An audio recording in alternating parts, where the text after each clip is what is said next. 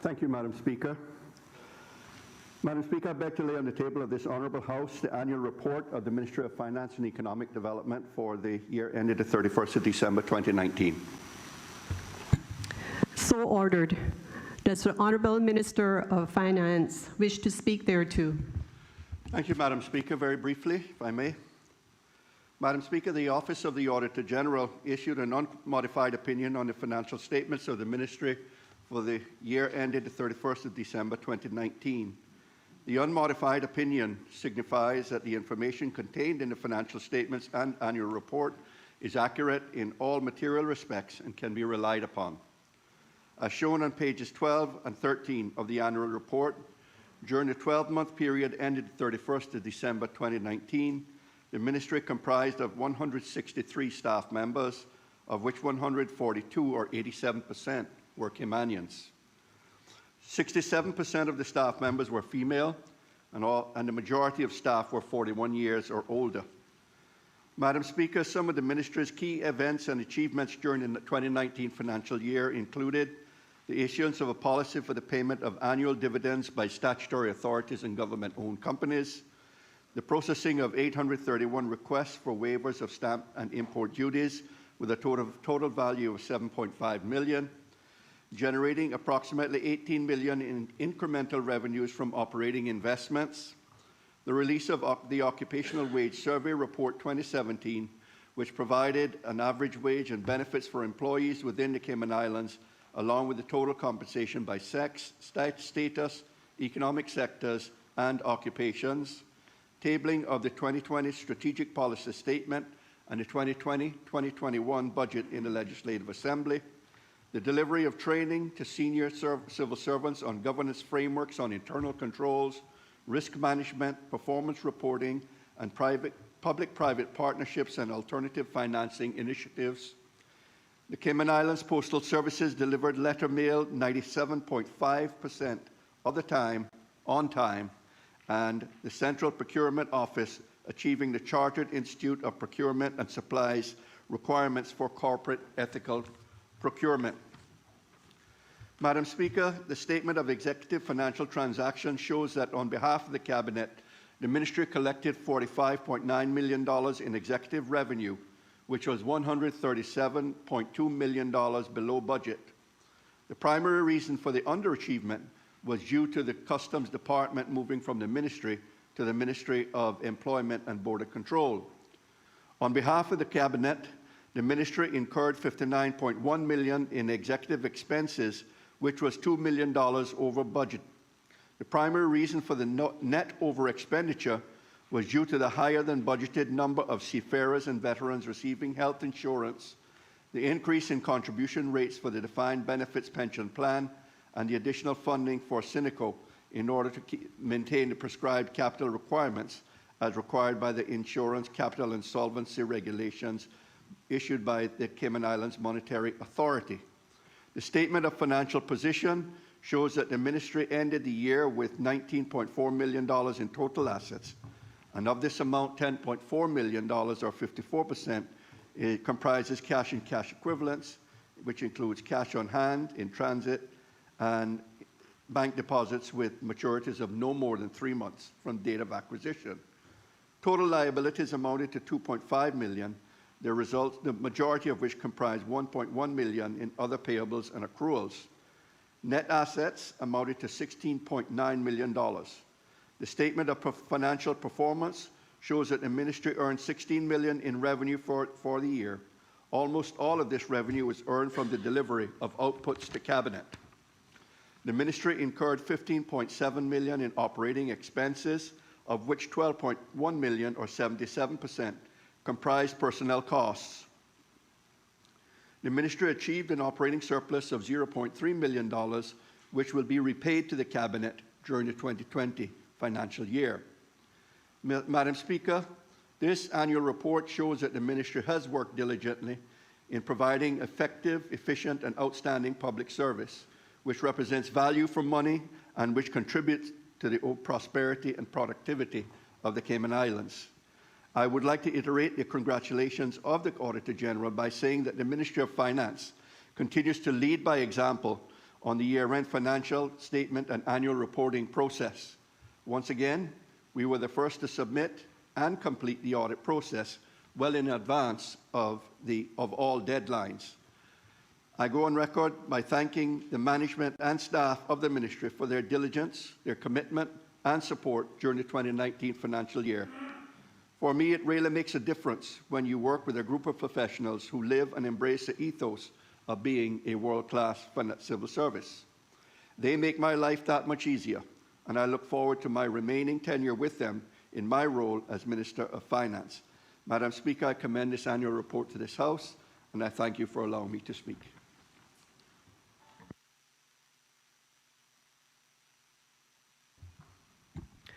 Honourable Member of the Opposition.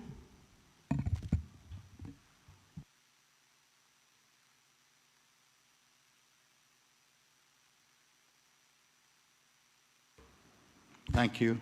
Thank you, Deputy Madam Speaker. Madam Speaker, I wonder when the hard copies of this report will be circulated. As a matter of fact, the next one has not been circulated as well.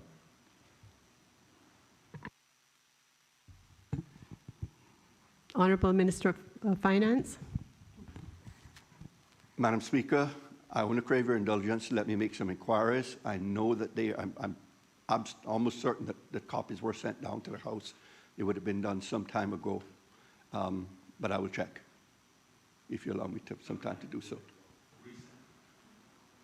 I think it was several weeks ago, Madam Speaker. Let me double check. No.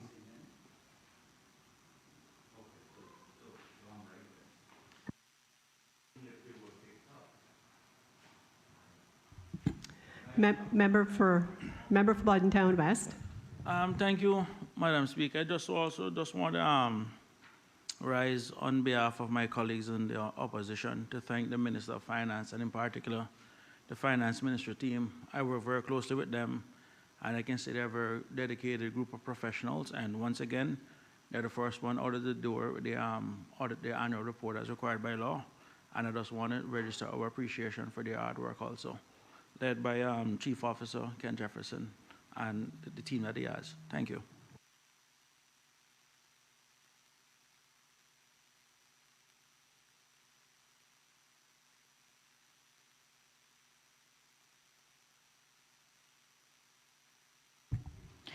Cayman Islands Law Reform Commission Annual Report Number 15, 1st of April 2019 to the 31st of March 2020, to be laid on the table by the Honourable Attorney General, ex officio member responsible for legal affairs.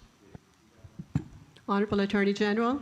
Thank you, Madam Speaker. Madam Speaker, I crave the leave of the House to lay on the table the annual report number 15 of the Law Reform Commission for the period 1st April 2019 to 31st of March 2020. You haven't seen this either? No. It was sent off? So ordered. Does the Honourable Attorney General wish to speak thereto? Sent out electronically. Yeah, but that's not, now you got the requirement. Madam Speaker, thank you. Madam Speaker, as I said, the report itself covers the activities of the Commission for the period 1st April 2019 to 31st of March 2020. Madam Speaker, just briefly, the mandate of the Commission as set out under the Law Reform Commission law is to study and review the statutes. Very kind of you. Thank you.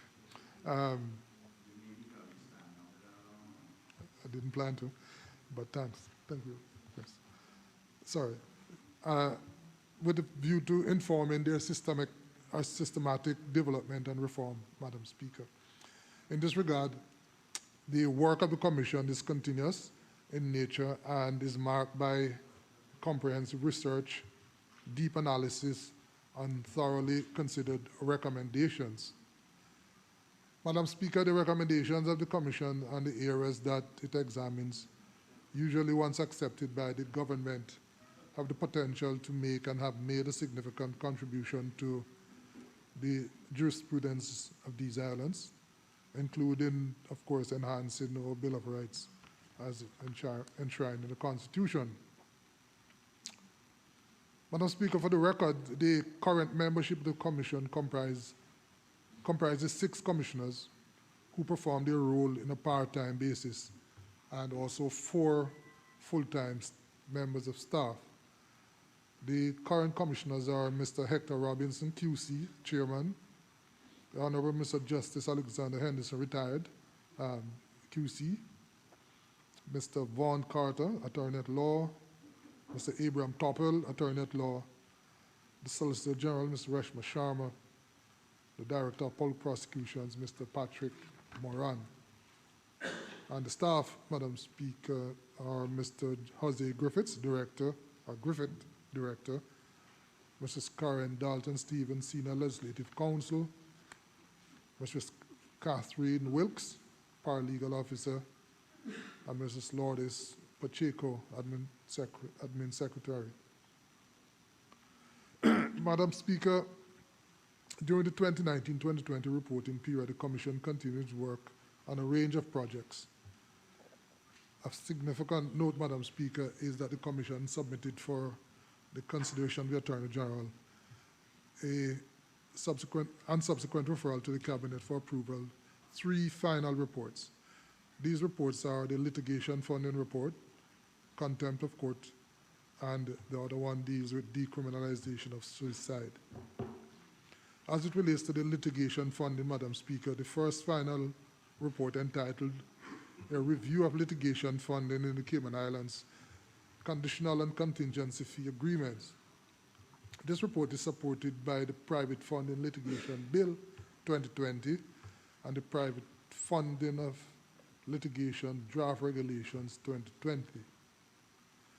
Madam Speaker, litigation funding in this term is used to describe the funding of legal action in return for a share of the settlement or court-awarded payout.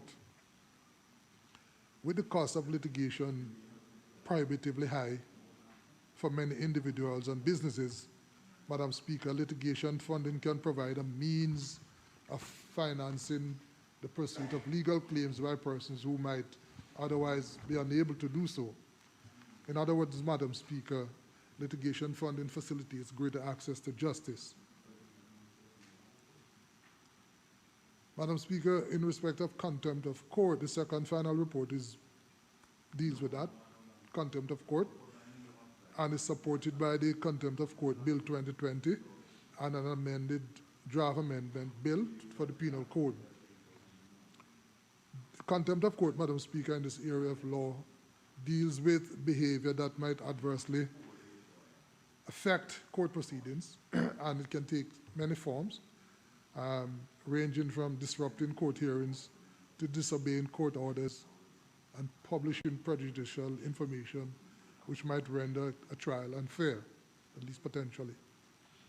Madam Speaker, the review by the Commission on this subject culminated in the completion of 3 consultation papers, all of which sought to educate the public and to bring clarity to one of the more fundamental areas of the judicial system. As it relates to decriminalization of suicide, Madam Speaker, the third final report of the Commission relates to the issue of decriminalization, and the Commission carried out comprehensive research in order to formulate for public consultation a discussion paper which was entitled Decriminalization of Suicide. The paper, Madam Speaker, examined the common law and the provisions in the Penal Code and the interpretation law that saved suicide as a criminal offense and make attempted suicide and assisted suicide criminal offenses. Madam Speaker, the research of the Commission in this area is of special significance, given that the perception of suicide and suicide ideations as criminal creates a barrier that prevents people from seeking appropriate medical treatment. In light of this, Madam Speaker, the issue of suicide and treatment for suicide is a public health concern that needs to be managed in a sensitive manner. The Commission has prepared a draft Penal Code Amendment Bill which provides for the abrogation of the rule of law which makes it a crime for a person to commit suicide. Madam Speaker, that might sound a little difficult to comprehend, but even though one might have committed suicide, there are instances where the Crown can still bring proceedings and deprive their relatives of their estate. Madam Speaker, the work of the Commission continues, and there are some other projects that are being pursued as we speak. These include foreclosures, Madam Speaker, as at page 21 of the report, and it deals with, among other things, the issue of mortgages. And I think that is the subject of a substantive parliamentary question later on in the sitting. There's an anti-bullying project, Madam Speaker, that is covered in page 18 of the report. And in that regard, there's as it relates to anti-bullying, the report will be submitted, the final report is to be submitted to the Attorney General at the end of July, dealing with the matter, Madam Speaker. There is also a project dealing with reform of the penal code, reform of the interpretation law, severance of joint tenancy agreements, reform of the defamation law, consolidation of appeal tribunals, reform of legislation dealing with succession and wills, and review, as well as other ongoing projects, Madam Speaker. So, Madam Speaker, I wish to certainly thank the commissioners and the staff of the Commission, and I certainly expect that the work of the Commission will continue to facilitate and inform the government response to the changing dynamics of our legal environment, and will help to ensure that our legal system continue to respond appropriately and, of course, effectively. And I therefore, Madam Speaker, in that vein, would like to commend the 15th annual report of the Commission to honorable members and to the wider public. Thank you.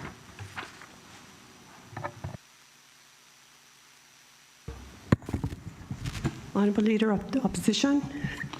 Madam Speaker, this report is in the same category as the previous one, in that the hard copies have never been distributed. And I know, Madam Speaker, we tend to send these things electronically, but there is a requirement for hard copies to be distributed. So I'm wondering if there has been a departure from that. And if so, who is going to pay members for printing off all of this information? Because not everybody wants it by electronic means. Certainly, the Premier said dinosaurs don't, but I guess it's him and I in that category too. But on a serious note, though, it really needs to be distributed in hard copy in accordance with the rules, unless the House has elected not to follow those any longer. Then I guess we all would know about that. Honourable Leader of the Opposition, I hear you, and I will undertake to make this known, and for the members to be provided with physical copies in the future. Thank you. For future meetings. Honourable Minister of Finance. Thank you, Madam Speaker. Just for information of members, that I do have confirmation from my ministry that they were sent down on or about the 2nd of June. So they should be down here somewhere.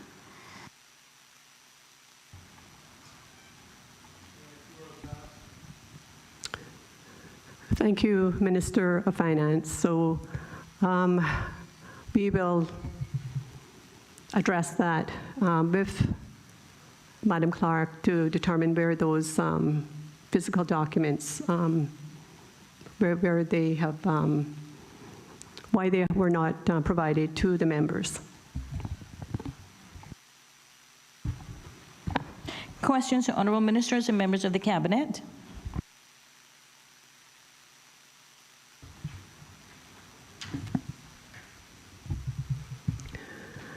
We have now reached the hour of 11 a.m. Is there a motion to suspend Standing Order 23, 7, and 8?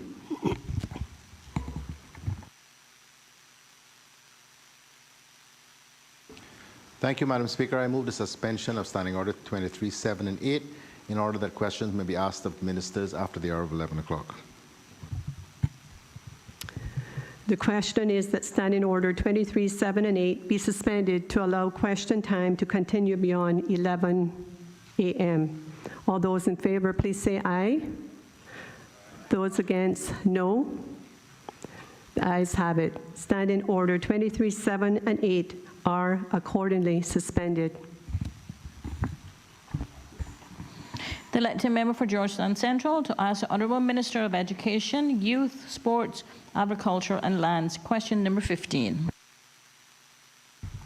Member for Georgetown Central. Thank you, Madam Speaker. I rise to ask the question standing in my name on the order paper, question number 15. Can the Honourable Minister say whether the Education Department currently offers any free classes to the public on the use of technology, in particularly smart devices? Honourable Minister of Education. Thank you, Madam Speaker. The answer is no.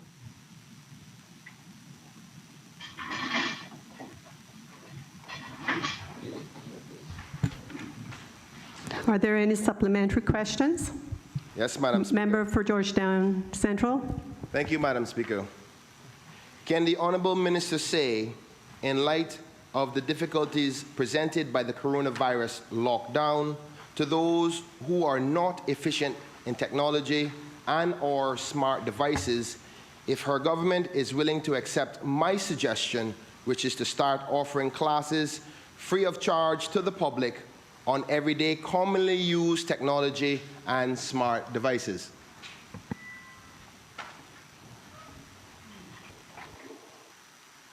Madam Speaker, the Department of Education Services provides services to students and not the general public, inclusive of training to our teachers. However, another section of the ministry, namely the Cayman Islands Public Libraries, offer related services as follows. They offer library tech programs in 2008 and continued in 2019. The course is Computer Basics. Each course is a one-day session with an introduction to computer use, including basic keyboarding, hardware, software, Microsoft Office, Word, Excel, Internet, email, etc. The trainer was Yvette Miles of Innovative Management and Professional Training, IMPT. The partner was the Department of Children and Family Services, DCFS, provides assistance with registration, promotion, transportation, and free lunches for anyone over 60. Locations and dates: 2018, Georgetown, the 9th of August, 2018, West Bay, the 12th of September, 2018, Bordentown, the 3rd of October, 2018, Cayman Brat, the 25th of February, 2019. Georgetown had 2 more sessions, the 2nd and the 4th of April, 2019. Northside, the 16th of April, 2019. Bordentown, the 21st of May, 2019. Easton, the 7th of May, 2019. West Bay Libraries, the 4th of June, 2019. To date, some 85 persons have completed the one-day program, which is offered from February, March through May and June each year. The age groups vary from 18 plus, and in fact, we had an 82-year-old from the District of West Bay who successfully completed the program.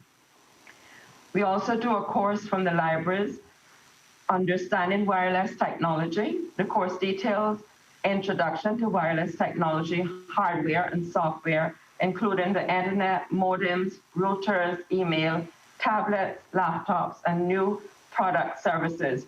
The trainers Flow/Cape Wireless Business, IT professionals, sales representatives, and telecom professionals have free giveaways.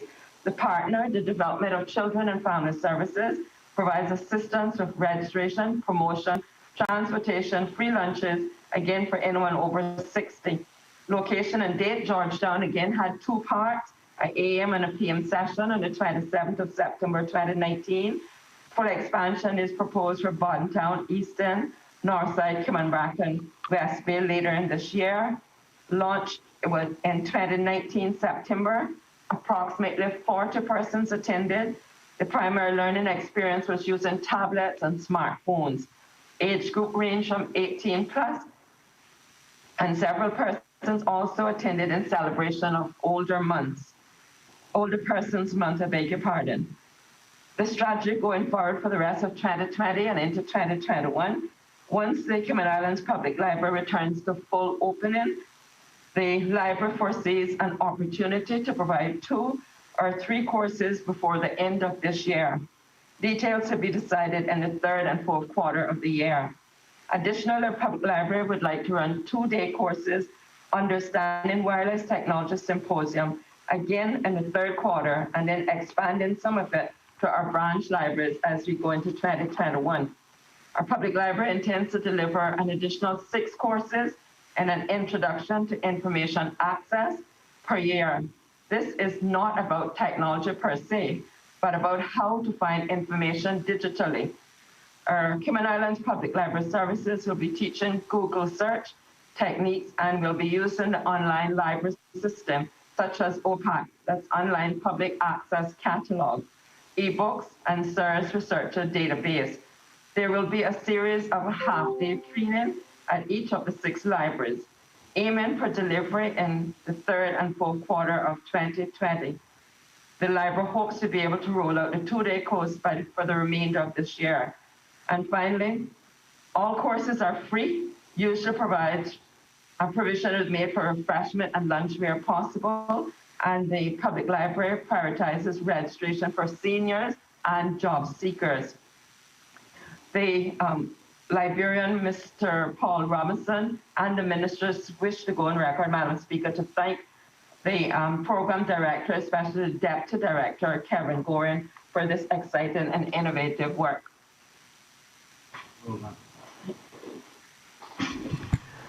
Member from Georgetown Central. Thank you, Madam Speaker. I want to thank the Honourable Minister for that comprehensive response, which I suspected would have been in the initial answer rather than a simple no. But I would ask the Honourable Minister if she can ask her ministry to provide me with that comprehensive written report that I saw she just read. Therefore, we can follow along rather than me having to request the Hansards for that response. But, Madam Speaker, I'd ask the Minister one follow-up more question. Can the Minister say if the Education Department will increase its focus and offerings in technology and smart devices in schools as a result of the difficulties it faced in offering continued learning during the coronavirus lockdown?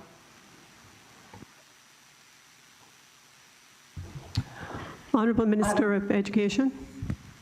Thank you, Madam Speaker. I wish to thank the honourable member from Georgetown Central for this timely question. In fact, the Ministry of Education and the Progressive Coalition government has gone way beyond that. In fact, we have approved a computer for every single student in our public schools. Some 5,020 students was the last statistics that I received from my technocrats. We have formed a committee which will be working in an advisory committee with the hope. I've given the directive. I want them to be rolled out in September. Obviously, we have to put a caveat, Madam Speaker, in the event there's a hurricane or some other national disaster or further outbreak. Members would recall that last year in my August speech, government supported me in supplying every single public school teacher with a laptop.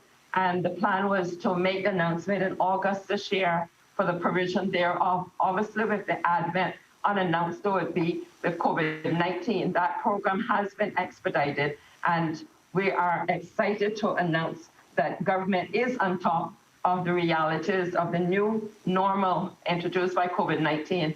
And our students will not only, in the paper I got approved, have laptops, but we've also put funds in for the recurrent expenditure for servicing of licenses and for teaching and training both teachers and students alike. And lastly, Madam Speaker, we are now actively considering the provision of a similar program for tertiary education, namely the institution of the UCCI, University College of the Cayman Islands. So we believe that education is paramount, and we've put our money where our mouth is. Member for Georgetown Central. Thank you, Madam Speaker. Thank you, Honourable Minister, for that response. I'm happy to hear that all the children of Georgetown Central that go to public school will be getting a computer thanks to your administration, and all the other students across the Cayman Islands. Can the Minister say if there was ever a similar suggestion to have all children that go to public school have a computer? Because if my memory serves me well, Madam Minister, that's the same thing the Honourable Education Minister, former Education Minister, Mr. Roy Borden, suggested, but was scrapped by the now Premier when he took government. Am I correct? Honourable Minister of Education. Madam Speaker, that question is best asked to those who are involved. I was not involved, Madam Speaker.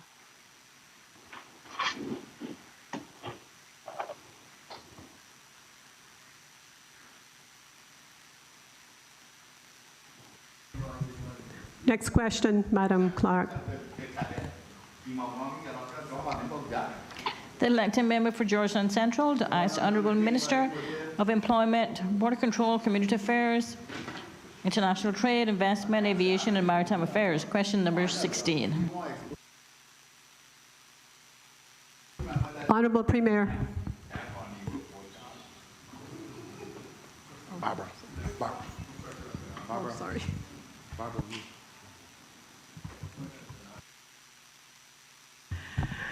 Member for Georgetown Central.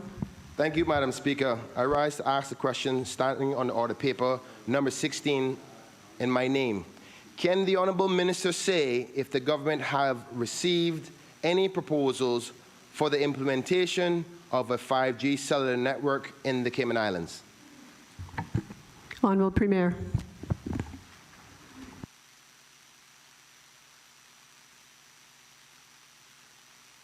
Thank you, Madam Speaker. The answer, yes, OFREG has received a mobile application from a new company to build a new mobile network in the Cayman Islands, which would, as part of its services, offer 5G mobile service.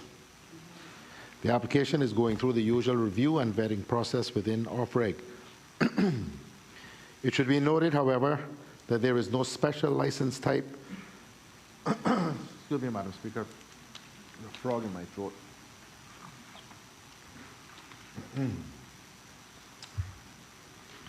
It should be noted, however, that there is no special license type called 5G, just as there is no special license types, or there are no special license types for 1G, 2G, 3G, or 4G, or LTE.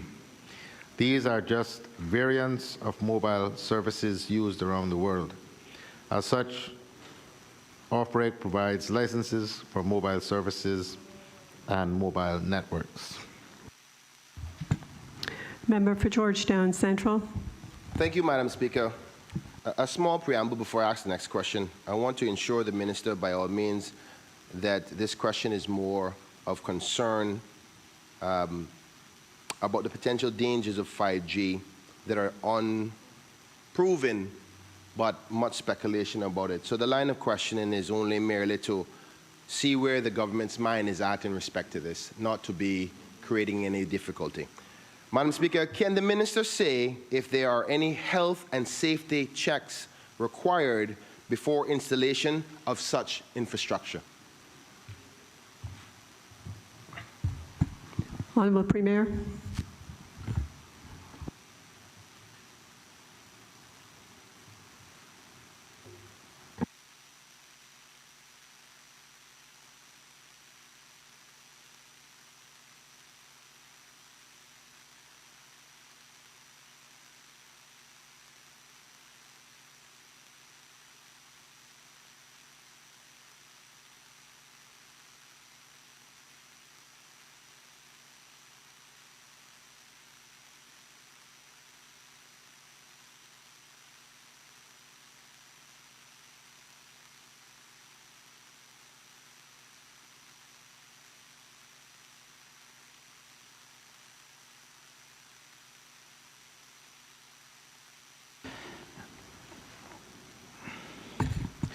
Madam Speaker, the scientific community has not identified any increased health risks associated with mobile communications, including 5G. We are aware that there are a number of stories, conspiracy theories, speculation circulating on the web and social media about the supposed dangers of 5G. People in some countries have become convinced, despite the lack of scientific evidence, that 5G is a health hazard, and in some countries have even set fire to mobile cell site antennas. OFREG is guided by international standards and by scientific evidence. In this area, the office refers to the Institute of Electrical and Electronics Engineers, the International Committee on Electromagnetic Safety, the International Telecommunications Union, and the World Health Organization, among others. Member for Georgetown Central. Thank you, Madam Speaker. I thank the Minister for that response. A little bit more comfort in my heart in respect to the unproven claims that we hear in the social media and other media houses. But can the Minister say whether the government intends to investigate if there are any health risks outside of the international norms to the citizens and the residents of the Cayman Islands before permission is granted for installation? Just to clarify my intent here, Madam Speaker, I think that the magnitude of the concern across the world justifies more than just the normal processes of listening to international specialists. By all means, they are the experts involved in this and will give us the direction normally. But we've even seen qualified specialists across the world have their concerns. And radiation is known to have effects on human life. And obviously, 5G is a lot stronger than 1G, 2G, 3G, and 4G, and light, for that fact. Is the government willing to have independent study or review done outside of the recommendations from overseas professionals, just to make sure that the people of the Cayman Islands are safe, is ultimately what I'm asking, Madam Speaker. Honourable Premier. Madam Speaker, there is no body or expert in the Cayman Islands that has the degree of knowledge and information and ability as do the number of organizations that I referred to just now. The Institute of Electrical and Electronics Engineers, the International Committee on Electromagnetic Safety, the International Telecommunications Union, and the World Health Organization. We can't better that, Madam Speaker.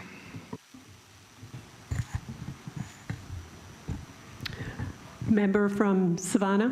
Thank you, Madam Speaker. I just would like to support what the member from Central have listened to articles on BBC. I've seen where other situations within the United States. And let me tell you, there is grave concern, whether it be by social media or whatever, of these towers that need, and what I was looking at and what they were sharing was how close they need to be for these services to be effective. All I would ask the Minister and his support staff to make sure to know what we're getting into, because it's going to be like the cell phones.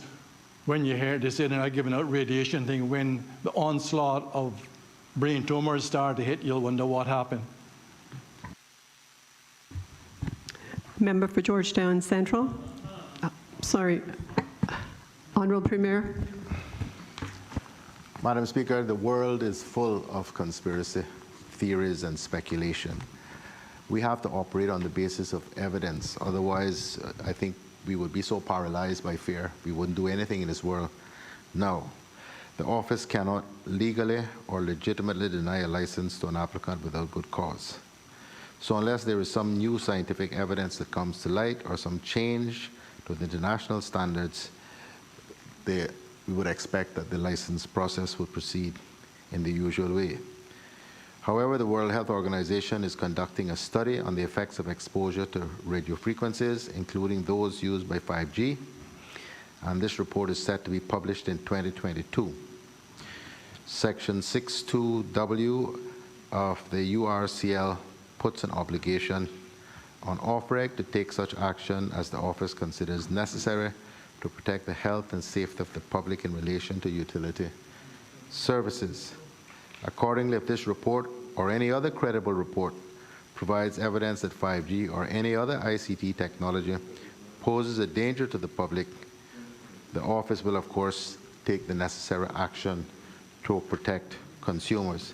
But I repeat, as of now, there is no credible evidence available in the world that 5G poses any danger, or indeed any greater danger, to humans than any other form of electronic communication.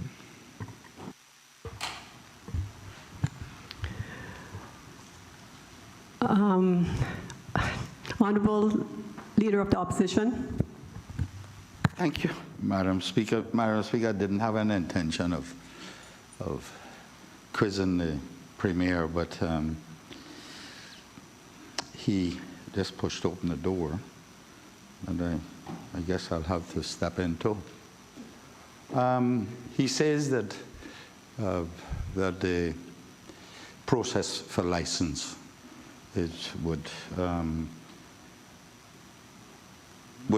proceed in the absence of any credible evidence, which would mean that it would be denied if there's credible evidence. I want the Premier to reassure this country that we are not going to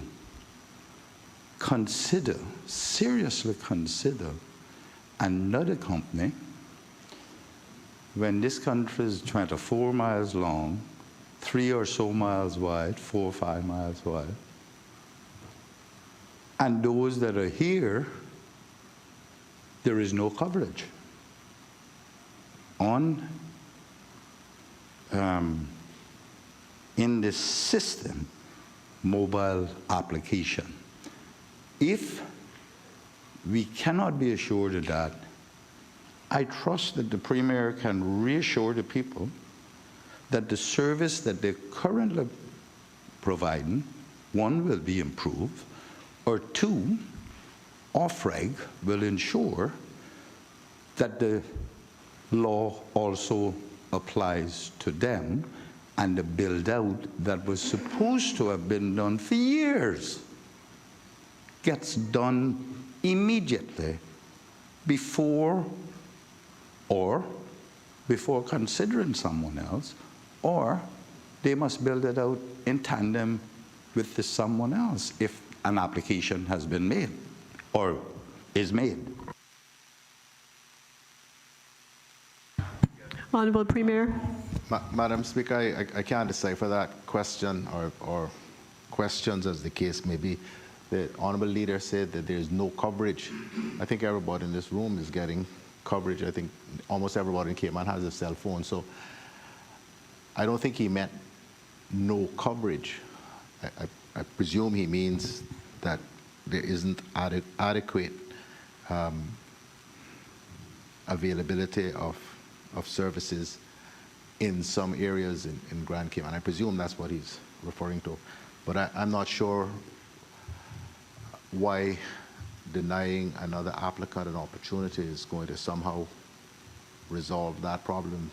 Perhaps what we do need is another entity in the business as real motivation for those who are not, as he has correctly identified, doing everything that they ought to be doing to provide service.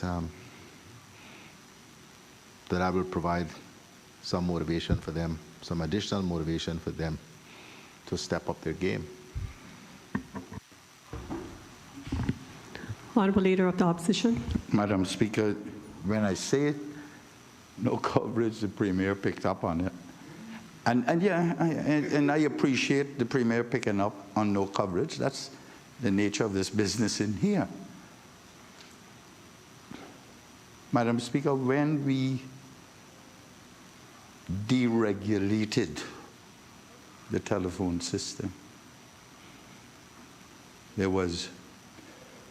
were provisions placed upon all licensees to have a build-out within 3 years, which meant that there was going to be coverage, absolute total coverage of this country. All 3 islands. And if when I say no coverage, that's precisely what I meant. Because the coverage that we are receiving is ridiculous, absolutely inadequate compared with what their license required them to do. So the Premier may capitalize on no coverage, but we might as well be a zero coverage, because it has been a farce, it is ridiculous, it is unconscionable to expect people to pay for a service that most of the time, 90% of the time, they are not getting. And can't blame this Premier alone. Successive governments, including one that I was a part of, has fought, and the minister responsible for, has fought very hard, and Premier is right. I was the minister responsible, and he know I fought tooth and nails to get it up. Right in its starting up phase. I took it over like a year after. But more importantly, his erstwhile leader brought a change to it here for $500,000 fine, which I supported, and not one has been applied. Now, I want to know what happened to all of that. We need, this government or government needs to apply pressure to those who are providing service in this country to build out their infrastructure to ensure that people get the coverage and they provide the service that they are required to do. That's what I want to see, and that's what needs to happen.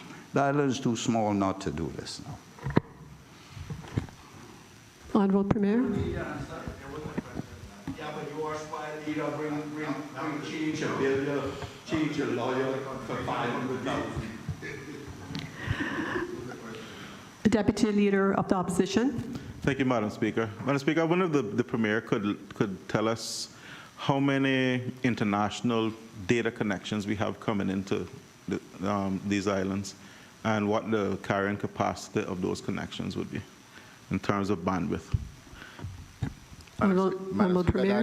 That is way beyond the scope of this question. I don't have that sort of information with me. No, in terms of Madam Speaker, it isn't beyond the scope, because adding another provider locally, internally, is going to consume that bandwidth and some of that capacity.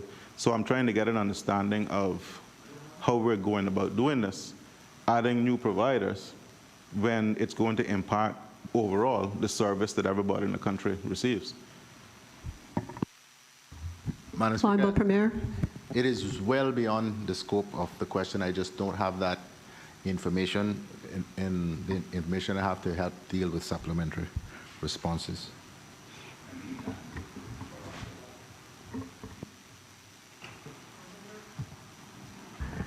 Member from Georgetown Central, I will allow one more supplementary after you, and then the member for Bodentown West. Okay, thank you, Madam Speaker. I'm going to try to ask all three of them one time then. Madam Speaker, I want to say thanks to the Minister, and by all means, I don't want him to think that I am trying to deter the benefits of 5G in this country. but merely to make sure that the good people of the Cayman Islands are safe from any potential harm. If there is none, then it's good for us to be leaders in the technology, because we want to be first, particularly with our financial services and all the services that we offer the world. But that being said, Madam Speaker, I'm asking that the Minister ask OFREG to provide the honourable members of this House, if not the honourable members, at least myself, what sources do they use to determine that 5G is safe for the people of the country? And I understood that the Minister said that there's a new applicant. Is that separate from the current two providers that we have now? Are we going to have a third competitor? Or is that application for 5G from one of those current ones that we have? The Minister also referred to a report that is going to be released in 2022 that will have some sort of conclusions as to whether or not it's safe or unsafe. Can the Minister say whether we're going to grant approval to 5G before that report is completed? Because if you grant that approval, it's installed, and then the report comes back and says that there's things unsafe, I don't think that would make logical sense. Thank you, Madam Speaker. Honourable Premier. Madam Speaker, we're going around in circles, so I guess I'll just have to read the response I gave already again. The one bit of the question that is not simply a reiteration of what has already been asked is about whether or not this company is a new entity, and indeed, Madam Speaker, it is a new entity.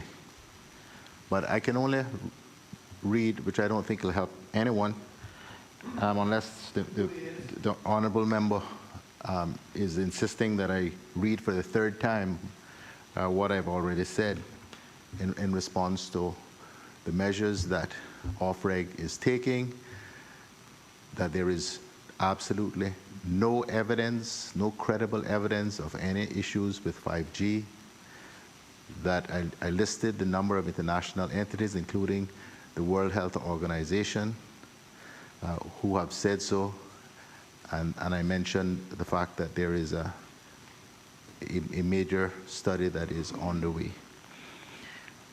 But unless, and I repeated this once already, unless there is credible evidence, the law requires that applications are treated in a certain way, and unless there is evidence that suggests otherwise, that it is something dangerous, something wrong with what is being proposed, that all things being equal, you would expect that the license would, having gone through the process, would be granted. Madam Speaker, unfortunately, the Minister didn't answer the other two parts to my question. I'm not trying to impose, but he didn't say who it was, neither did he say whether OFREG would be willing to provide. Member for Georgetown Central, that was the last question for you, and I'm going to... Madam Speaker, does the Minister just not answer the question? Is that I mean, if the Minister is saying he doesn't want to answer it, that's fine, but he didn't answer the two parts to the question, which was, can his ministry and OFREG offer up the sources of how they make that decision? Not the entities that they refer to, but the connectivity, the report where it says it's safe. Simple. That's not an unreasonable request. So I can prove to the people of the Cayman Islands that don't worry, you're going to be safe. That's all I'm asking. He could have answered that, and he could have said so that Flow, the hard-working Caymanians who work at Flow and Digicel, know that there's competition coming and that they shouldn't be worried. But he didn't answer that question either. Member for Bodentown West. Thank you, Madam Speaker. I didn't plan on getting involved in this question myself, but I think having worked at both Cable and Wireless back then and Digicel, I couldn't resist the urge. One of the things I just want to preamble before I put the question to the Honourable Premier is that one of the things that we have not done a good job at is educating the public. And I can tell you from visiting OFREG website that when they do put consultation issues out there, many people in the public do not respond to those consultations. I generally go on myself and look at the comments, but that's just out of morbid curiosity myself, and I do see some of the concerns that people raise. What I can also say to this Honorable House is that there are structural issues within the ICT world that we need to be concerned with. The Maya 1 cable is pretty much coming to almost the end of its useful life, and that is our one link that links us to the international world. And the OFREG also has the mandate by law to promote innovation in the island, and whether you want to accept it or not, 5th generation, 6th generation, 7th generation is part of the innovative process. Now, do we need to do a better job educating the public on these different technologies as they are moving very quickly? Yes, we do. Because I too also got the concerns, and I went out and did my own research on this 5G and the coronavirus and everything else. And yes, but I myself found no evidence to say otherwise, but I do understand and recognize that there are people within the public that do share those concerns.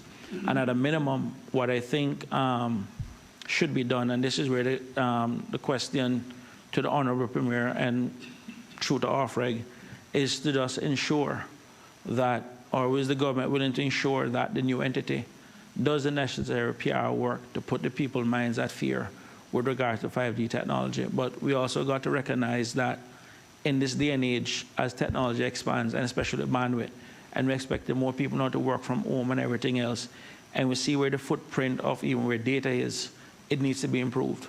So at this standpoint, I would say this much. I am glad a new carrier is coming, and hope to God other two step up the game, because they've been behaving badly, and they need to improve their service. So you know what? I have no problem with it. But at that said, it's just more from a public education standpoint, and I'll sum it up just by saying, if we want something we never had, we have to do something we never did. And we need to do more public education. And this is one of the things I think that OFREG and other providers need to do. Thank you. Honorable Premier. Madam Speaker, I didn't discern a question in any of that, but I thank the member for his contribution. No, the question is, sorry, Madam Speaker, just for clarity for the Premier then, is can he ensure or ask that the new company that is launching the new 5G service doesn't, or take the necessary step from from a consumer education standpoint, a public education standpoint, to allay the fears that people have concerning 5G, because whether they want to accept it or not, the conspiracy theorists have been doing a much better job promoting the failures of 5G, and the people who are actually selling 5G have not been doing that well of a job, because I had to go and search. So that's all I'm asking. That's the question. Thank you. Honorable Premier.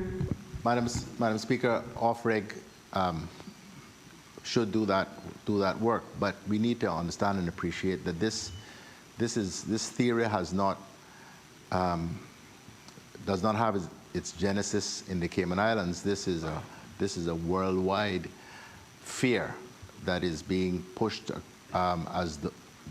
is most things these days, principally through social media. So what we say to the people here, what OFREG says to people in Cayman is one thing, but those people consume information from all over the world.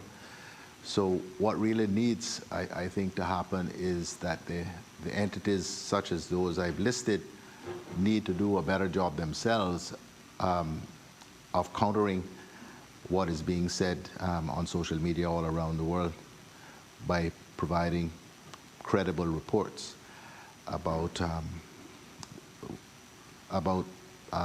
5G and whether or not, in their view, it is safe, and do so in a way that helps to counter what is put out through social media with no evidence at all. And that's one of the terrible things about social media. People say things without any basis. That becomes currency, and then you have to prove that that is a lie rather than the other way around. It's so in relation to people's reputation. It's so in relation to everything. People just say things without any basis, and you're scrambling around, whoever, if you happen to be on the receiving end of it, trying to persuade people that what's been said is not true. It's a scary world out there.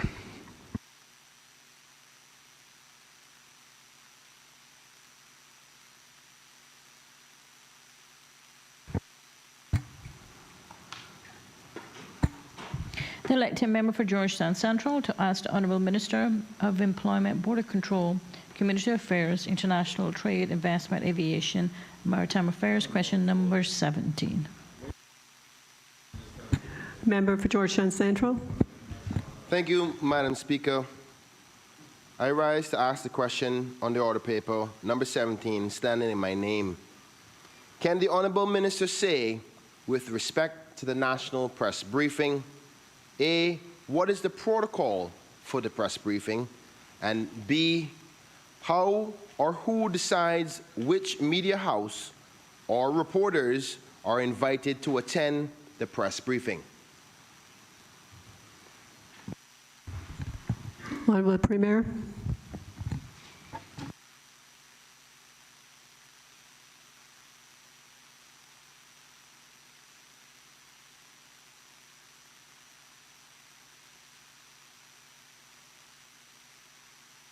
Madam Speaker,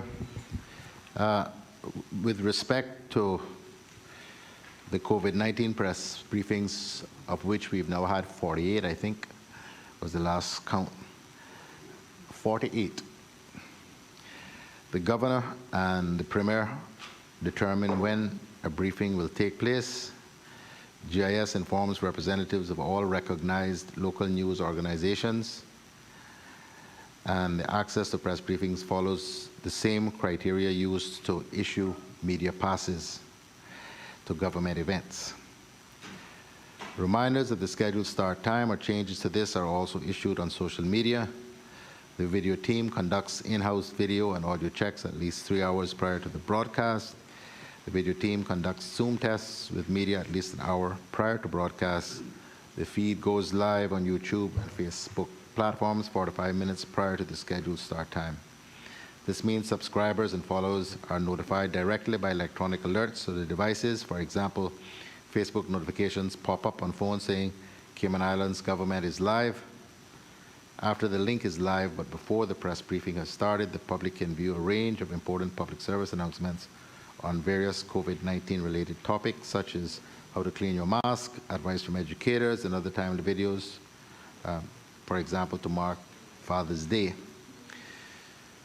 In addition to answering questions from the media, the panel and guests also answer questions submitted from any member of the public via the facilitator. Members of the public can also submit questions via the website,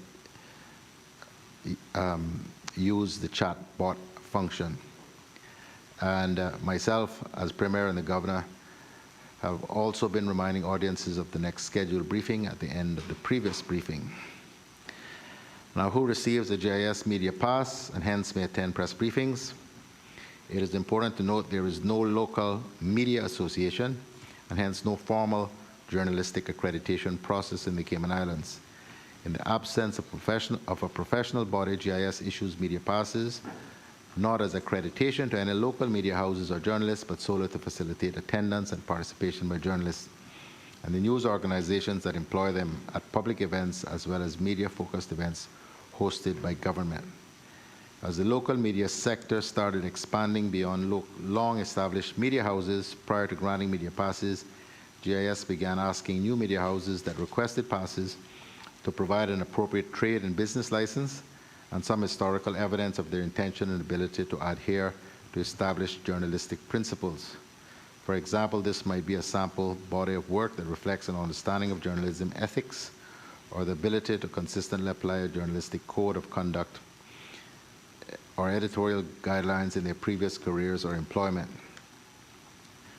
Meanwhile, because GIS is a public information office as well as a public relations office and is focused on sharing government information as widely as possible, outlets that are focused on entertainment rather than journalism and as such may not qualify for access to a press briefing have the option to receive media releases and public information in addition to asking questions about government services. recently to accommodate the growth of social media audiences, community influencers that cater to a clearly defined audience with special areas of interest may receive access to media events that focus on those areas but are not allowed to ask questions without a media pass. Member Georgetown Central. Thank you, Madam Speaker. Can the minister say whether or not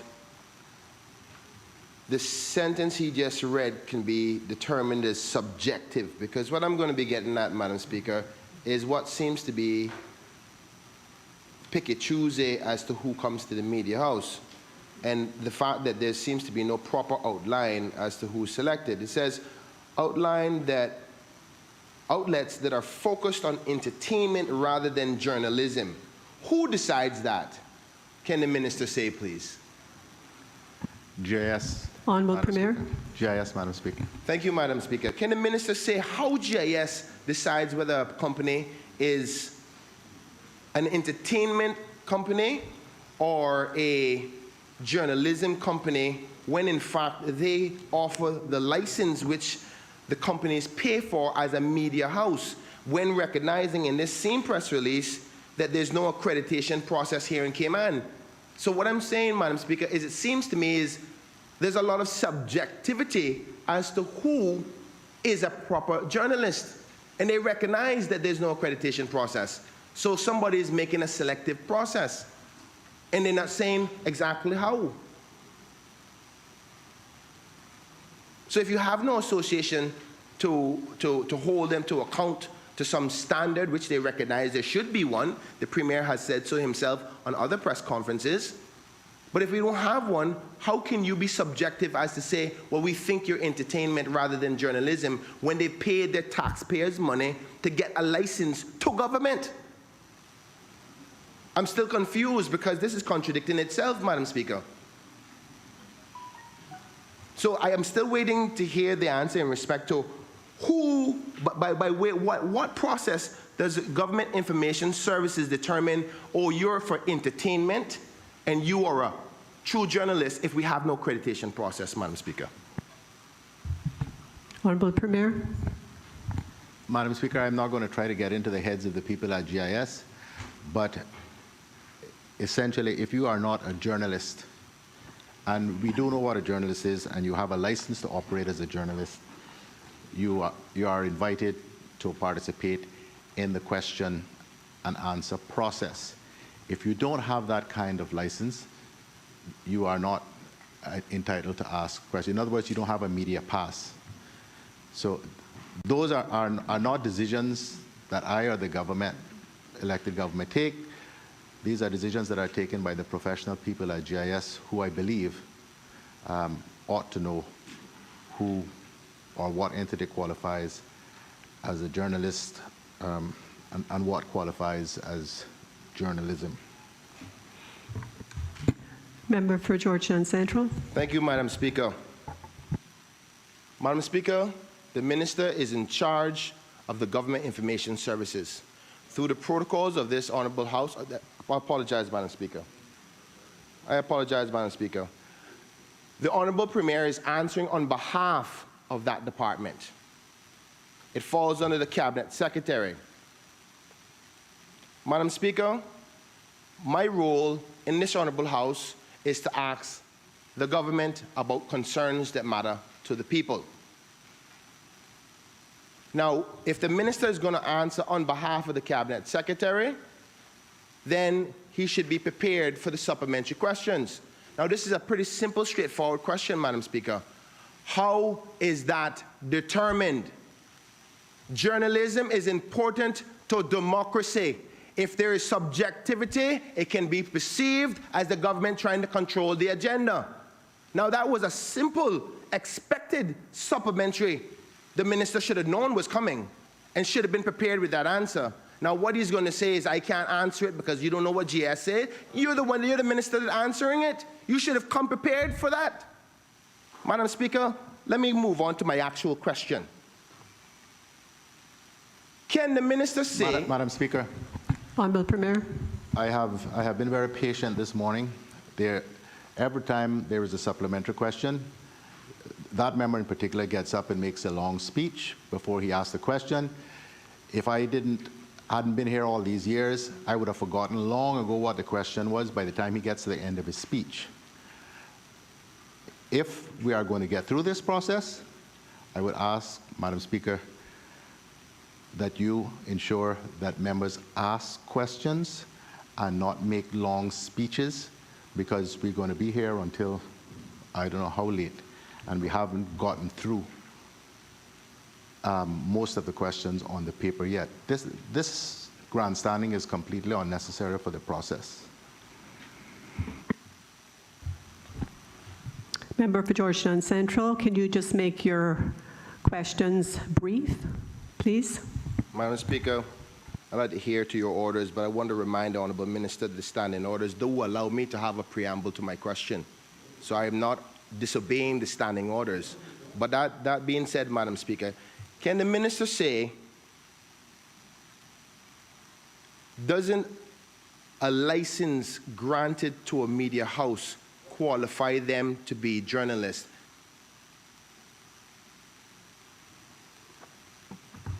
Honourable Premier. Madam Speaker, I think the member has now hit on the point. Those entities and individuals that have licenses to operate as journalists, I've said this before, are invited to participate in the question and answer process. They have media passes. It is the media pass issued by GIS that entitles you to participate or not. I don't issue those passes. My ministry doesn't issue those passes. Those passes are issued by the Government Information Services, and the persons who are employed there are employed on a professional basis to be able to make those assessments as to who qualifies as journalists and who are just otherwise engaged in social media. And everybody's engaged in social media these days. It is a whole new game. But there is still the profession of journalism. And there is a very limited number of people in this country who have those qualifications. Member for Georgetown Central. Thank you, Madam Speaker. Can the Minister say if all the media houses who are licensed were invited to the press briefings under the coronavirus pandemic? As far as I'm aware, Premier. Madam Speaker, yes. Member you, for Madam Georgetown Speaker. Central.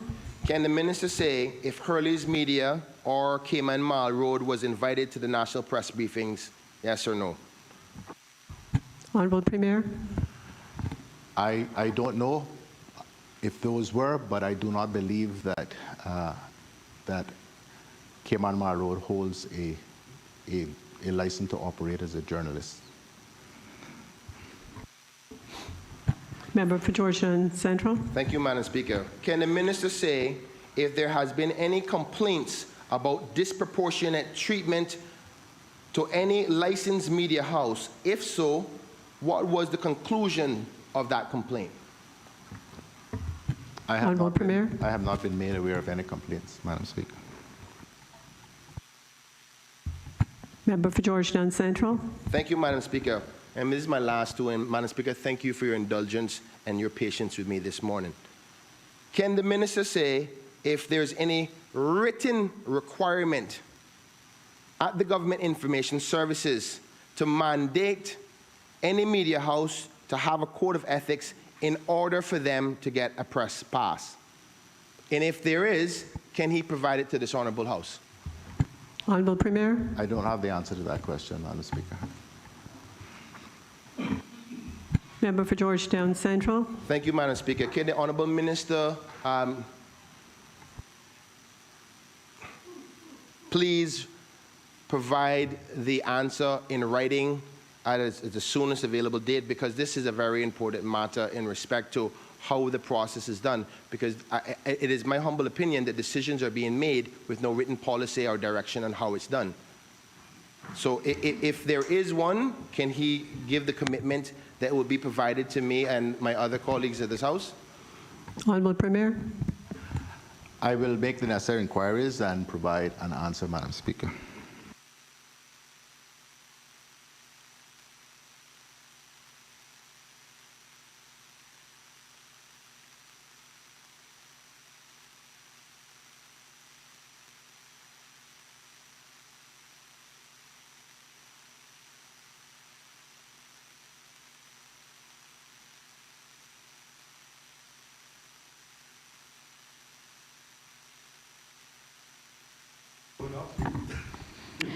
The Honourable Leader of the Opposition, the elected member for East End, to ask the Honourable Minister of Commerce, Planning and Infrastructure question number 18. Honourable Leader of the Opposition.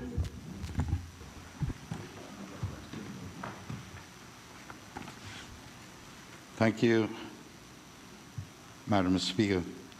Madam Speaker, question number 18, standing in my name, reads and asks, can the Honourable Minister say if it is government's intention to make public development agreements between Cabinet and private developers through the gazettal process or otherwise? Honourable Minister of of Commerce. Thank you, Madam Speaker. And thank the member for the question. Madam Speaker, the answer is the government has no intention of making public development agreements at this time. However, there is a multi-ministerial initiative underway to formulate a policy to that regard.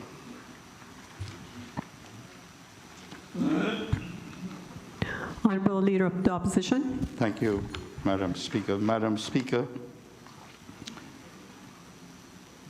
will the Minister agree with me that it is in the public interest to know what types of agreements are made between government and the private sector?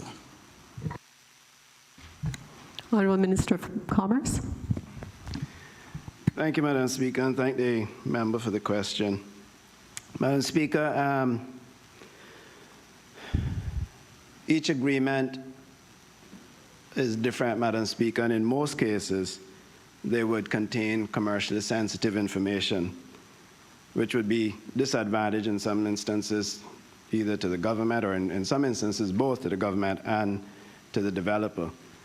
However, as I said earlier, I do know that there is a move to provide a framework in which way the government would enter into these agreements, and there's no reason why that sort of framework would not be public, so that even that developers would then know what they can and cannot apply for or what it would require. But at the moment and historically, they have not been made public, and as I said earlier, in majority of the cases, they do contain commercially sensitive information, and I believe at the moment it would be it would not be justifiable to start or to make those agreements public at this time.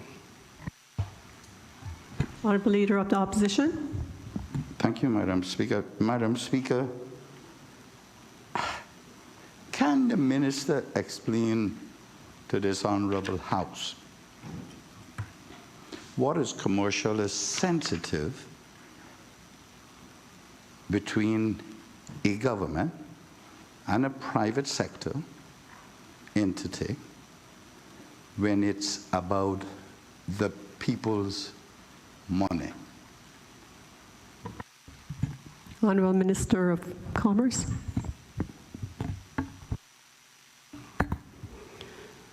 Madam Speaker, as I said earlier, in some instances it could be if the government is reviewing or negotiating a agreement with a developer on any particular sort of project, or then it would be disadvantageous for the government. And then on the opposite, on the return side of it, if the developer has entered into an agreement with the government, with an opportunity to provide a project which is mutually beneficial for both entities, then there could be sensitive information or commercial information on that side. As I said, there hasn't been any major agreements with any developer as of recent, but we are working on this guideline. We were in process prior to the lockdown. Things have been delayed, but perhaps going forward, and as I said, if there is an outline, which I truly believe that there should be, rather, I have always felt that if the government is in a position or looking for an opportunity for a triple P, or public-private partnership, then we should be the ones putting the terms of reference and the guidance out there for all to apply to enter into that agreement. But at the moment, that isn't there. And as I said, it's, I think, historically, persons entered into the agreements with some understanding that there was a commercial sensitive information in there, and that there was a level of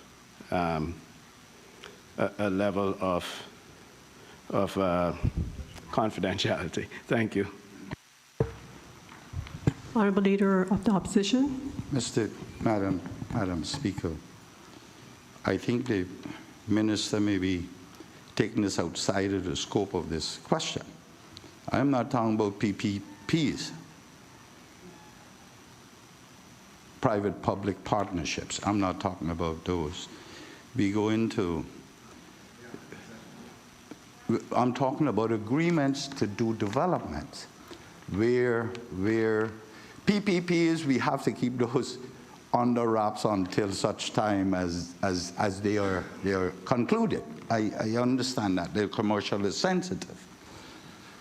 But when the government has gone into an agreement with someone to do a development, and there are concessions offered, proffered, accepted, whatever it is, that is in the public interest to know, because it invariably, Madam Speaker, it requires, or it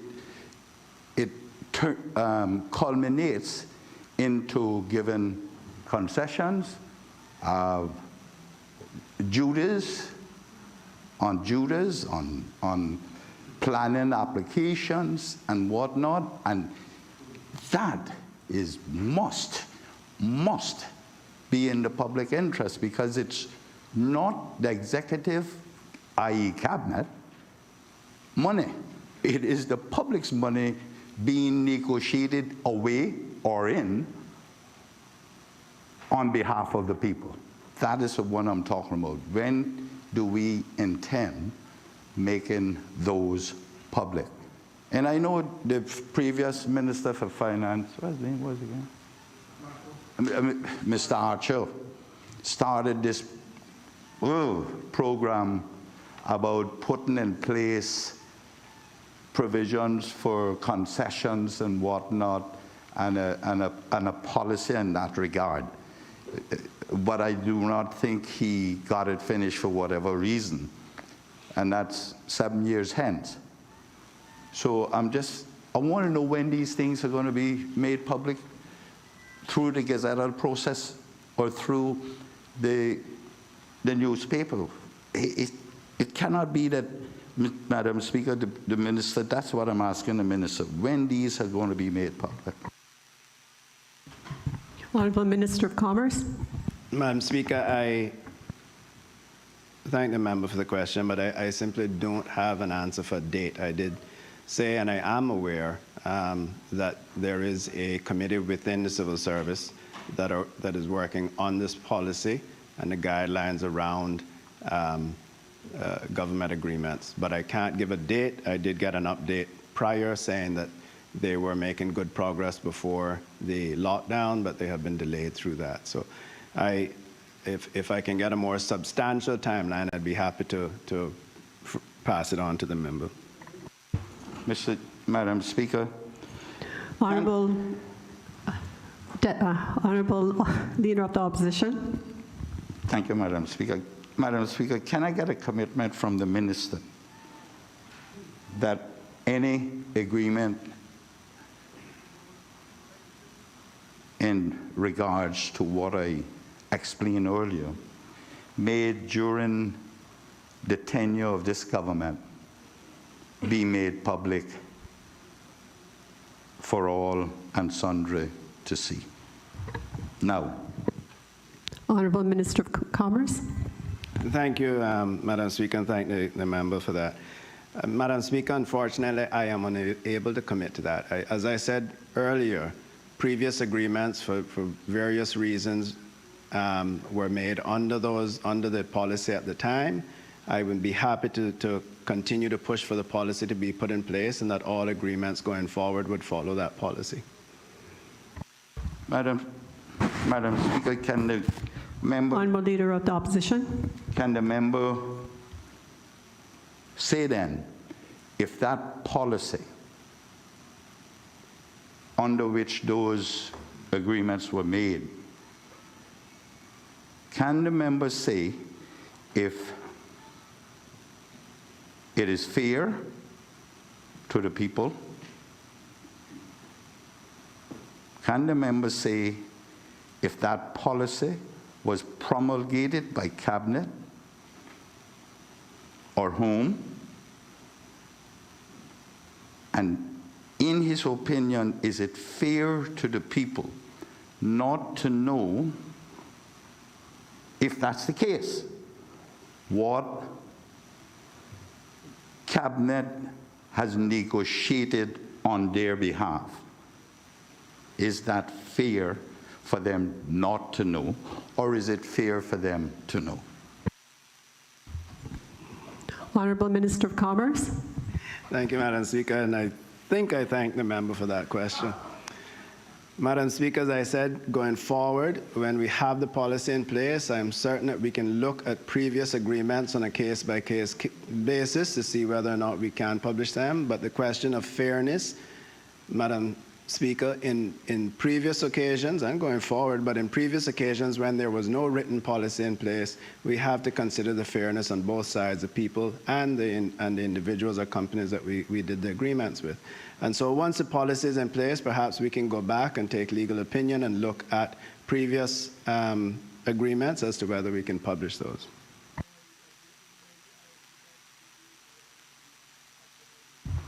Madam Speaker, this last... Honorable Leader of the Opposition. I ain't going down this road no more because evidently there is someone trying to hide here. And it is not fair to the people. I don't know what it is, but certainly it conjures up speculation. The fact that you're trying to avoid making it public. There is no policy that prevents anyone, especially the executive, from making things public. None. And there should never be any. Because in the interest of natural justice, that is the purpose of the executive. To conduct the governance in a fair and transparent manner. And that is not being done here. All these agreements that have been made are kept behind closed doors.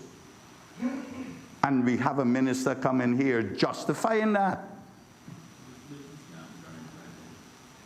This is, how far are we going to go in this country where we hide everything from the very people we purport to be protecting? And telling them what we're doing. It goes beyond any terms of natural justice. But more importantly, what we were put here to do, what we were hired to do, to work in the interests of the people and let them know what that interest is. So if it's not in the interest of the people, and it's kind of, let me rephrase that. If it is if someone is trying to stop it from being disclosed, then, Madam Speaker, it is my submission that is not in the interest of the people. That is what politics is for. Madam Speaker, I would like to ask the Minister, in the final analysis, if he thinks this is in the best interest of transparency and natural justice on behalf of the people. Honorable Minister of Commerce. Madam Speaker, thank the member again, I believe. Madam Speaker, it is not a matter of my opinion that decides these things.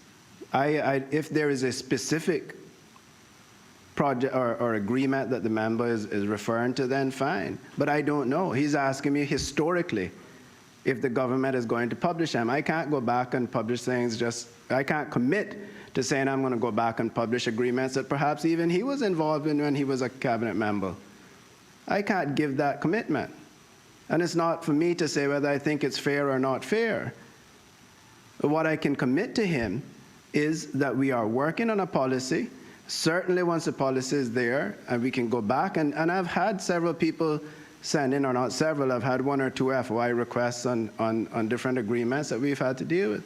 But once the policy is in place, I'm happy to go back and look at previous agreements to see whether or not we publish them. Maybe the policy will come back and say we do. But that is where we are. I don't know what the member or what the leader of the opposition is trying to achieve here, and whether he believes that I'm responsible for all agreements that have been signed over the years and he said in closed doors, and I didn't make cabinet confidential. Yes, cabinet is a closed door. That wasn't my decision. That's not my choice either. But I'm sure he sat in that room on many occasions and made agreements that were not public. So I commit to the member again, to the leader of the opposition. When the policy is in place, I will certainly follow it. I will certainly go back. If there are, in particular, I don't know how far back he wants me to go, to look at the agreements that can be published in the better interest of the country and the persons or companies that we have signed those agreements with, that we do not land the government in hot trouble and end up paying twice for it due to legal action or some other recourse. I can commit that to him. I can't commit what previous governments have done. Madam Speaker. Honorable Leader of the Opposition. Madam Speaker, I never once asked him to commit what other. Madam Speaker, I've never asked him to disclose what other governments have done. I've asked him for this administration tenure. That's what I've asked him for. So he mustn't get on to this thing and become defensive about the disclosing stuff in this honorable House. I've asked him if he believes that in natural justice and in transparency, if it is right that we do these things behind closed doors and never allow the public to see them. Honorable Minister of Commerce. Madam Speaker, I believe in natural justice and transparency and all of that, and that is why we're working on a policy. But I do not agree with the member talking about this government, this administration, being in closed doors and secret meetings. I don't attend any other meeting than he did when he was a minister. Cabinet, or if we're inside here in camera, there are reasons why certain things are done that way. I didn't make those decisions or policies. I didn't write Constitution or the standing orders. But I commit to the minister, because he was a minister and he did he had to do the same things I have done. I commit to the leader of the opposition that I will see the policy through, and we will certainly look at whether or not we can publish if there were any agreements with developers done during this administration. And perhaps if the leader of the opposition thinks that there was some big secret one and he can contact me and ask me about it, then we can look at it, and I can meet with the Attorney General and say, can we publish this? I don't know what he's trying to get at here. Everything that has happened in the past is out of my control.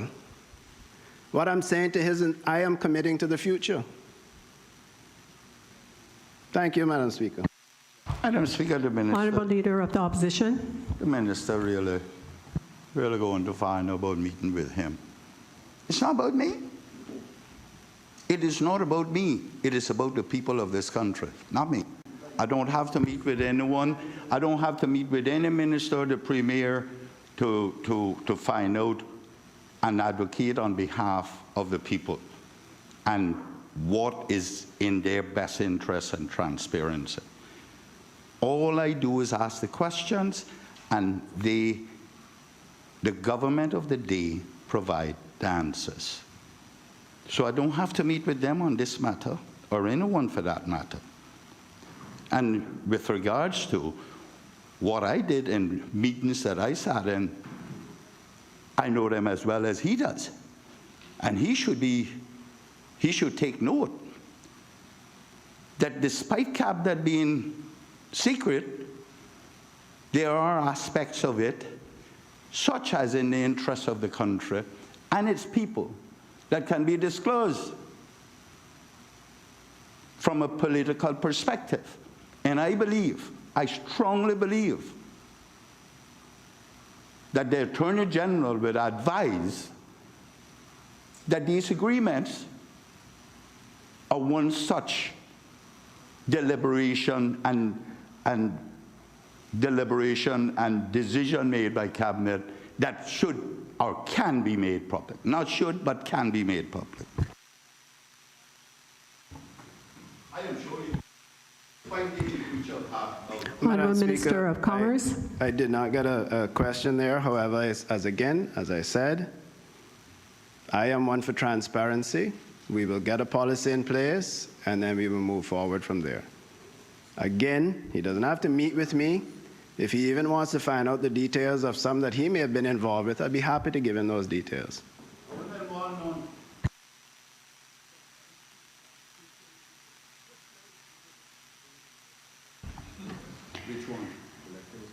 Which one? Dragon Bay? The Honourable Leader of the Opposition, the elected member for East End, to ask the Honourable Minister of Commerce, Planning and Infrastructure, question number 19.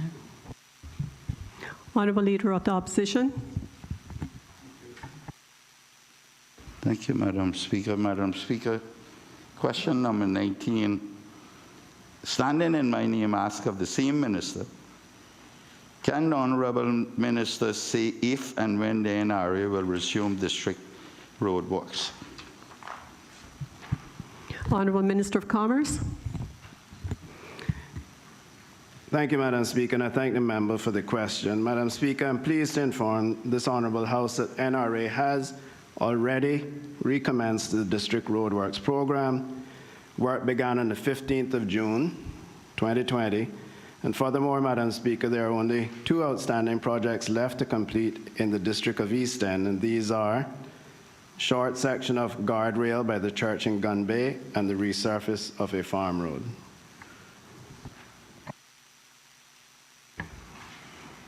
Honourable Leader of the Opposition.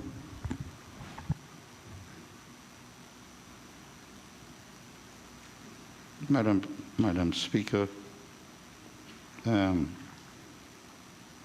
wonder if the minister can say whether the other ones are capital projects. Honourable Minister of Commerce. I'm sorry, Madam Speaker, did you ask whether either one of those were capital projects? No.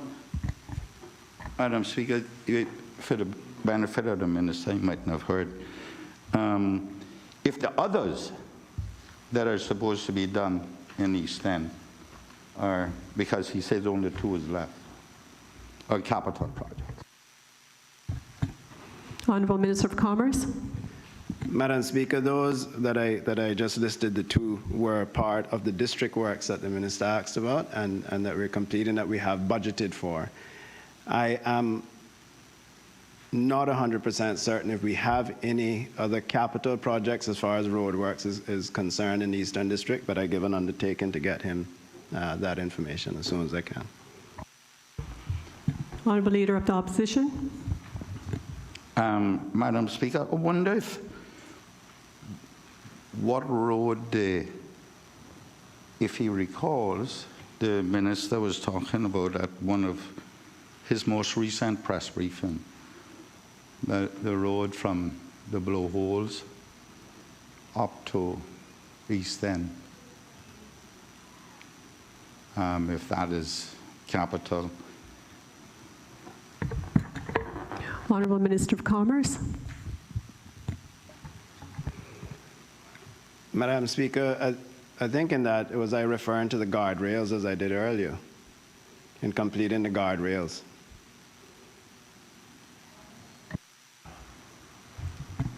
Madam Speaker, Honorable Member of the Opposition. these men are all younger than me. It seems like I got a memory like an elephant. I specifically heard him speak of repaving from the blowholes into East End, and I'm just wondering if he has categorized that as capital projects. That one in particular, and then there are a number of others that I have sent to him by virtue of a letter dated sometime last year after touring East End with, what's the engineer? Brian Chin-C, I think. Chin-E, or one of those names. Honorable Minister of Commerce.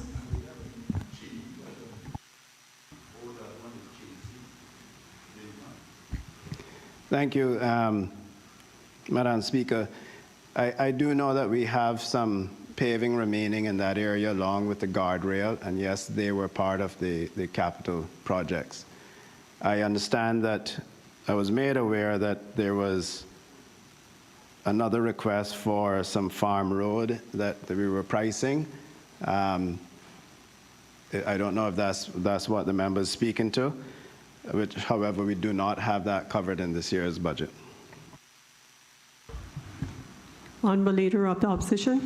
Thank you, Madam Speaker. Madam Speaker, we had commenced, NRA had commenced the placement of guardrails by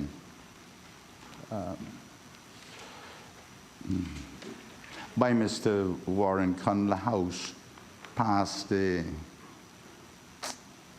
lighthouse up to the teacher's cottage. And this is local knowledge. Blake's.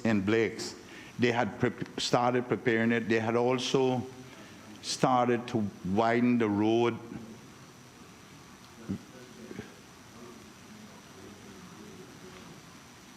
They had also started to widen the road out to its full width just below that, where that sidewalk is now, where the boundaries are. But after the COVID-19, all the equipment was parked there on the side of the road for the duration, really. I believe it's still there, yeah. But those are the ones that I was a little more concerned about because of the questions being asked of us, not only myself, but NRA as well. But it just so happened that right there, it was easier in the 50s to go towards the sea and fill it in, as opposed to taking off the rocks. And I think they were in the process of doing that. So that's what couple of the areas that I was concerned about. Honorable Minister of Commerce. Thank you, Madam Speaker. I thank the member for that.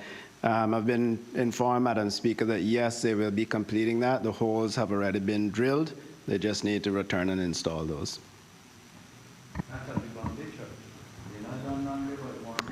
Member Savannah. Thank you, Madam Speaker. Just want to thank the Minister for what he's been doing gradually in the Savannah constituency district. I know he indicated that we would probably finally get there in the middle of this year, but with what has transpired with the Wuhan virus, it slowed things down. Just would like to ask him to make a note on Pennsylvania Avenue. When I looked at the list, I don't think they actually had that on there. That's in the Spots Newlands area, and also Chime Link, which links the east-west bypass, the Newlands bypass with Sports Newlands, if we could have that added on to what they're doing. Chime link. CHI, yeah. Honorable Minister of Commerce. Thank you, Madam Speaker, and I thank the honourable member from Savannah. I will certainly look into that for him and get back to him.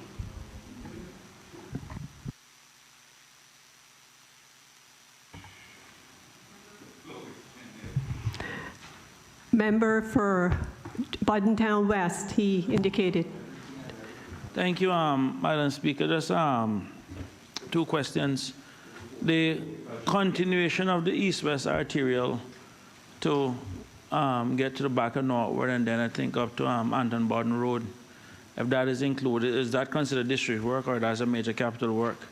And if so, when can we expect that continuation to continue to help ease the traffic woes in the Eastern District?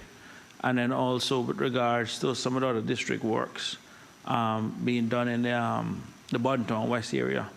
I know we met with NRA also in terms of some roads to be done.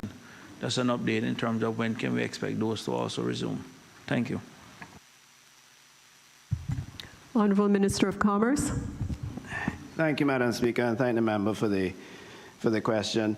On the east-west arterial, we are working at that feverishly. We did have an exemption, if I can call it that, from the National Conservation Council to start the first, I think, quarter mile, just under half mile, which attaches Hearst Road to one of the developments nearby. So we'll allow some ease of traffic out the back through there. We are also working closely with the National Conservation Council on conducting the environmental impact assessment. And of course, as I mentioned in detail, I think maybe during Finance Committee, the hydrological survey to ensure that we do not have any negative impacts on the flow of water, as we know that that road passes the Savannah Gully, as it's referred to when we do get heavy rains, or even actually seas over the Pedro Bluff.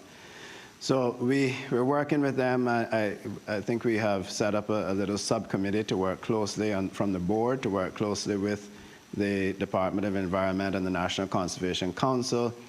We went back to them last week to discuss whether or not they would give us permission if there were particular areas that were not as sensitive to start and continue works there to keep the progress moving, whilst we have the RFP out for the environmental impact assessment. As you can tell, it's going to be challenging during these times to get the individuals in, and we're trying to work around that. How do we carry that assessment out using local expertise as much as possible? Sorry, Madam Speaker.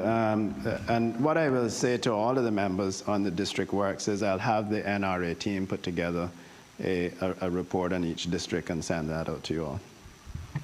Member for Buddentown West. Thank you, Madam Speaker. Just through you to the Honourable Minister. With regards to the east-west arterial, what kind of timeline we're looking at? And the reason why I'm stressing this, is one thing where we have loss of productivity of people stuck in traffic from the eastern districts. But just recently we had an accident, and once you pass Savannah Meadows, the entire eastern island is shut off. So the importance of that second road is not just a matter of just the east traffic, but also at least to make sure that the eastern district isn't cut off, especially with hurricane season and everything else. We saw what happened during Hurricane Ivan already when the eastern district was cut off already. So this is the reason why I'm actually pushing this. I need to understand like a timeline. Thank you. Minister of Commerce. Honourable Minister of Commerce.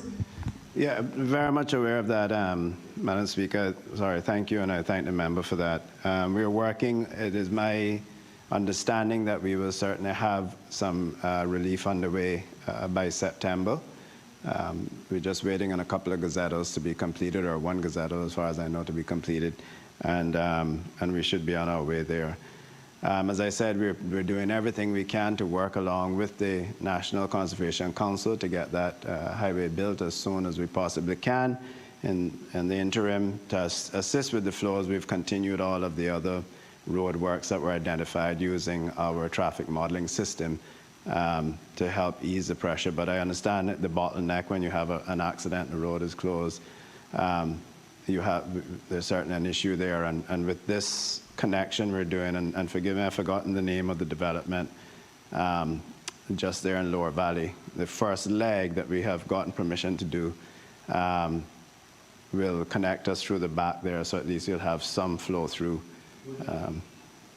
Woodland. Is it Woodland? No. Yeah. Member for Georgetown Central. Thank you, Madam Speaker. I would like to take this opportunity to thank the Honourable Minister and all the staff at the National Roads Authority for their hard work throughout this pandemic.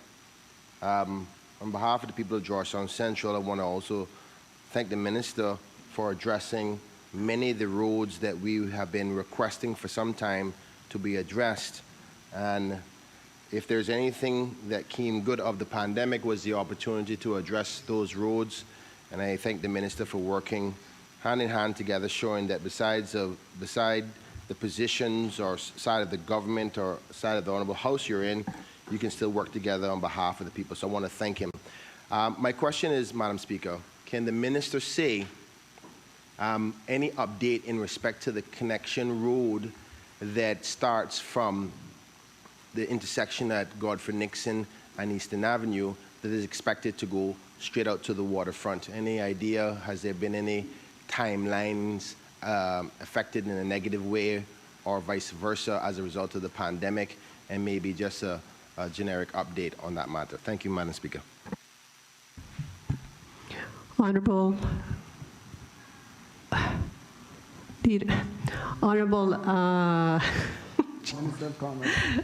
Minister of Commerce. Getting tired here. Thank you, Madam Speaker, and I certainly want to thank the member for his kind words, and to say that we are continuing, and he's absolutely right. The National Roads Authority group worked right through the pandemic lockdown, and we're eager to get even more active as time went on. So I do want to publicly, and I have publicly recognized them in the past for their efforts. The Godfrey-Nixon extension, as the member may know, we discussed it in the past, was in full process with the land purchases, et cetera, just before the shutdown.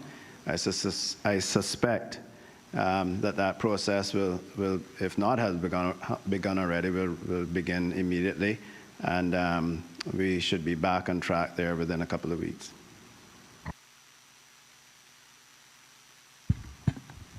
Deputy Leader of the Opposition. Thank you, Madam Speaker. Madam Speaker, I wonder if the Minister could tell us on behalf of the entire Cabinet when the Cabinet plans to get in compliance with Section 47(3) of the Constitution.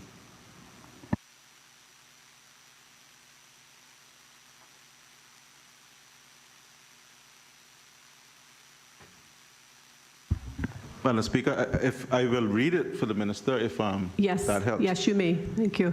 It says, where an electoral district is not represented in Cabinet, the member or members of the Legislative Assembly representing that district shall be entitled to attend a meeting convened by the Cabinet once every 3 months for the purpose of A, making representation with respect to matters affecting their district, and B, making budgetary representations when the annual plan and estimates are being developed. Madam Speaker, I raise this because we're having these back and forth conversations about road works and district works, but I've had one opportunity this entire term to meet with Cabinet to make any requests on behalf of my constituency. And I think that this haphazard, random way of doing it could be improved by Cabinet just simply complying with what the Constitution says and allowing us to represent our constituencies at a meeting with Cabinet to make these requests. I know the minister is good, Madam Speaker, at responding and getting things done when we email him or call him, but we can't make these projects and so on, these needs for our constituencies fall to the side. And we have a right as members of this legislature who are not in cabinet to meet with cabinet to make requests on behalf of our constituencies. And I'm asking when the cabinet is planning to get in compliance with that section of the Constitution. Honorable Minister of Commerce. Madam Speaker, I was wondering, thank you, and thank the member. I was wondering how he was going to tie that back to this parliamentary question, but he took a loop around. Madam Speaker, I can't commit to him on behalf of Cabinet. I can certainly raise it with the Cabinet. What I can commit to the member is that I will continue to do what I've always done. I'll come out and visit. I will come and have a look physically. I will answer emails, phone calls, receive any concerns. I will say, I can tell you this, that my ministry is very much aware that we are here to serve the people of the Cayman Islands. It does not matter whether you're in my cabinet or not in my cabinet. If there's works needed in the district, then we are here to do those works, and we do it as fairly and justly as we can and spread it as much as we can across the districts. I made great efforts and took great strides to ensure that I tried to work with every member as much as I possibly could over the past 3 years. I can commit to continuing doing that for the next few months, and I will certainly raise the issue with the Cabinet. I cannot commit the Cabinet to that, Madam Speaker. Honorable Leader of the Opposition. Madam Speaker, I don't think the minister will even accept this one as a help, but that is the intent. I wasn't here for the entire part. I had to step out, but my understanding of when I got back, there seems to have been a discussion surrounding the impact that the National Conservation Board is requiring to be done on that piece of road, to build that road, the continuation of the East-West Arterial, as we commonly call it, from Spots Newell and Savannah up to Bordentown by the police station, I believe. I would like to know, can the minister tell us what our impact includes, if he knows? And don't get up here and tell me that it's seeing what kind of trees in there. I don't know what the impact as it relates to what the minister said. But it can't be about trees, so don't, because we took that down during my tenure. Whatever trees are in that space, they have come up there since 2008. Honorable Minister of Commerce. Thank you, Madam Speaker, and I thank the member for that. It is my understanding that the environmental impact assessment is heavily focused on the hydrological survey, stormwater management, dealing with as I said earlier, what we commonly refer to as the Savannah Gully and the surrounding wetlands. So that is a primary focus. However, as I did say earlier as well, that we have set up a little subcommittee from the board that are working along with the DOE and the National Conservation Council to seek a process which would allow us to work in areas perhaps just like they did with the very first quarter mile to half mile of it that was not as heavily impacted, would not have as heavy an environmental impact, so that we can continue works while we're carrying out the EIA and the hydrological survey. Honorable Leader of the Opposition. Madam Speaker, I know this was oh yeah, it was during the minister's time. National Conservation Law. Not as a minister, but during his tenure here. 2013, no, October. Madam Speaker, I understand storm surge and whatnot, but could never be that is holding the building of this road up, because sometimes it is in the greater good and in the greater interest of the people. Madam Speaker, I wonder what happened with culverts. I want to know what happened to the culverts that the study we did up to Newlands, and put culverts in the proper place. Why can't that be done up there? Because I don't know what it is now, but the agreement was that we were putting that road 5 feet above mean sea level, and culverts were being put in it. And all of a sudden now, you're concerned about those same things. Water finds its own level as long as it's easy to go through. We can't stop the storm surge, whether it's 10 feet or 20 feet. The equalization thereof can easily be done with culverts. And I'm a little surprised that the greater interest of the people of the eastern districts is being curtailed, should I say, because of a survey that should not take very long to figure out the number of culverts that we're going to put underneath there to equalize the road, equalize water that would occasionally unnecessarily come in there. I don't know what the minister is going to do, but I can assure him that the opposition being from the eastern districts plus Mr. Miller, the majority of the opposition being from the eastern district plus Mr. Miller, we are going to support getting that road through to ease up this traffic congestion. I don't know what the minister needs us to do, but whatever that is, we are prepared to do, because we budgeted $10 million each year.